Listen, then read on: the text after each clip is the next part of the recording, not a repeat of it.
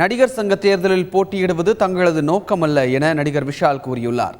தந்தி தொலைக்காட்சிக்கு தொலைபேசி வழியே அவர் அளித்த பேட்டியில் தங்களுக்கு நடிகர் சங்க கட்டடம் கட்டுவதுதான் முக்கியம் என்றும் தெரிவித்துள்ளார்.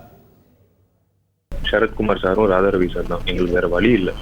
ஸோ யாரு வரணும், இவங்க தான் பதவிக்கு வரணும் அப்படியெல்லாம் நாங்கள் எந்த நோக்கம் இல்லை சார். இப்போ நாங்கள் எங்களோட ஒரே ஒரு குறிக்கோள் வந்து அந்த கட்டடம் வந்து கட்டப்படணும்ட்டு. அந்த particular deal with SBI cinema ரத்து செஞ்சு நம்மளுக்கு சார்ந்த ஒரு பில்டிங் கட்டணும் அப்படின்னு ஒரு கோரிக்கை வச்சோம்.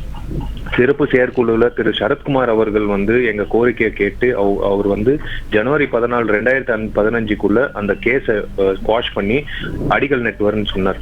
இப்போ வரைக்கும் ஜனவரி 14 முடிஞ்சது, வேலண்டைன்ஸ் டே முடிஞ்சது, மார்ச் 14 முடிஞ்சது, ஏப்ரல் 14 முடிஞ்சது, வந்துகிட்டே இருக்கு. 14 வருது ஒவ்வொரு மாசம். ஆனா அவர் பில்டிங் கட்டுற எந்த ஒரு அறிகுறி தெரியல எங்களுக்கு.